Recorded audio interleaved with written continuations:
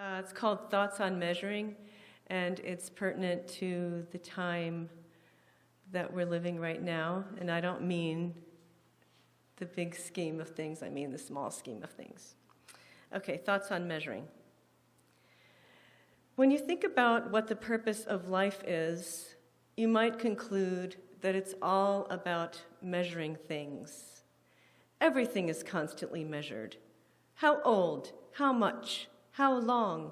How big? Too big? Too small? How much does it hold? How much does it cost? How much does it weigh?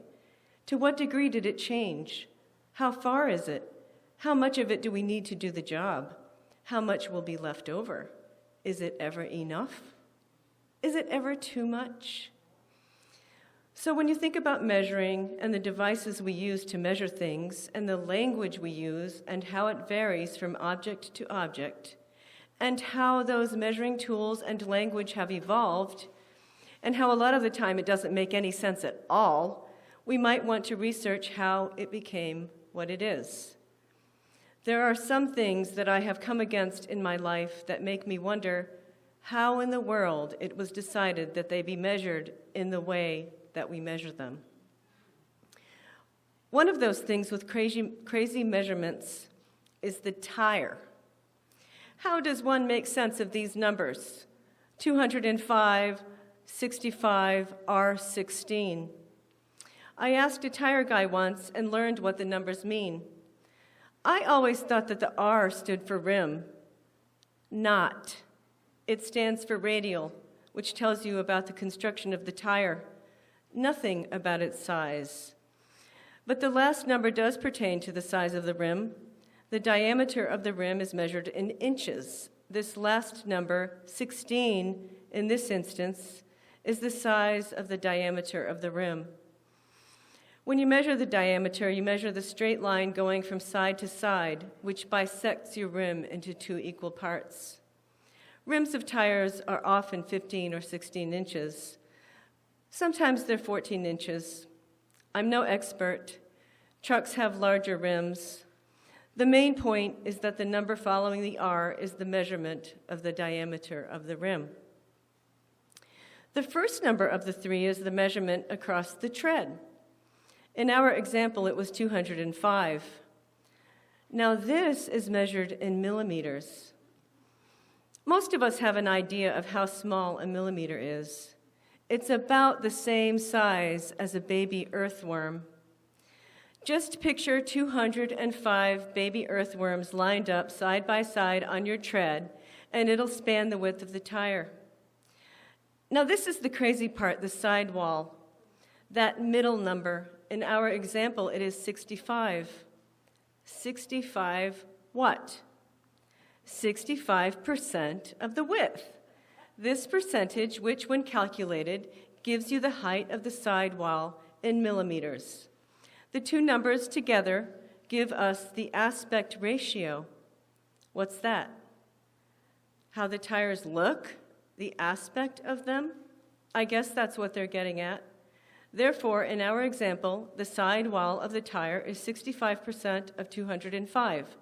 So if we multiply 205 times 0.65, we get 139 millimeters.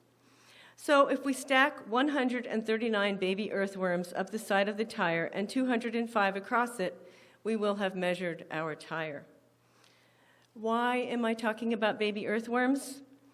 Because it's spring and it's been raining a lot and they come out of the earth when it's saturated because they can't breathe underwater and then they get stranded on wet blacktop. Then when it dries up, they're food for the birds, or else they shrivel up when the sun comes out. Or they come into contact with said same tires and they're no match for that. I usually try to rescue a few of them, not just the babies. I hate to see them struggling when they start to dry up or they're drowning in puddles, so I gather them and toss them in the garden. Using the girth of a worm as a measuring device is just as relevant as using the length of a foot or the segment of a finger. I mean, why not? Some of us have a routine in which we change our tires from winter studded tires to summer tires every spring and back again as winter approaches. Tire discussions help when we're trying to put the correct tires on each car. I put my hand on all 8 tires today without too much trouble, and surprising as that was, and the rim of each tire of our 2 cars is different. So no great mental exercise is required to know which tires go to which car. But when you need to know what size your tire is, and you're searching for the set of numbers which are embossed on the side of the tire, you may have a hard time finding the indicated size. You can lightly run a damp sponge or wetted fingertips along the sidewall of the tire to highlight the embossed numbers, and then you can see them clearly. They are hard to see otherwise. So when we mix inches with millimeters and baby worms, aspect ratios, and tricks to find hidden numbers on sidewalls of tires, then we're all set. We know most of what there is to know about measuring tires.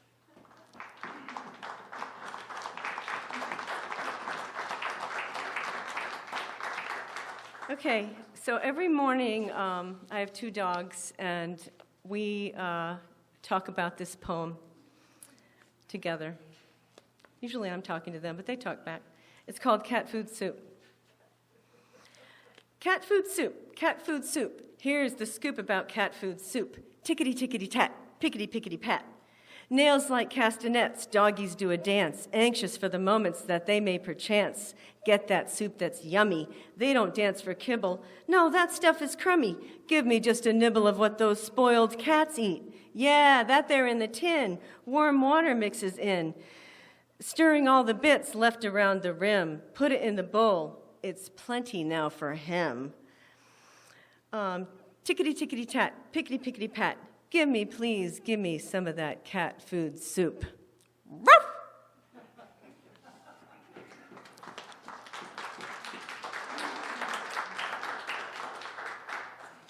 This one is one of the first poems I wrote, actually. It's called The Swing. It's about my father, Will Ellzey, and I always say that I am the way I am because I am Will Ellzey's daughter. Yes, Daddy, when you hear this, you will hear that. Okay, The Swing. When the rope hung quiet, suspended, parallel to the tree trunk, the swing moved a bit, its heart yearning for the girl to want to ride. The roughly sawed board, which her father drilled a big hole through, to pass the rope through, to tie a knot, to leave a long, long tail, was waiting for the girl. The tail wagged with excitement, with anticipation of adventure that her father designed for them. He loved the girl, loved the rope, loved the board. Grabbing the tail of the rope, he climbed the hill, the board and the grass drawing closer together with each step. Arriving at a level that the girl was able to straddle the board, her father held it still, it wiggling with excitement, knowing what was ahead. Grasping the tail with both hands, pulling the weight of the girl, he hefted them further up the hill until he stopped and turned around. Looking down the hill, the power in his arms to deliver, he swung the girl and the board up over his head. With his might, he launched the two, excited to begin the long descent, and then to begin the long ascent. The swing joyful to have its tail dragging along the roof of the garage, carried right up to the very peak, peeking over to the other side.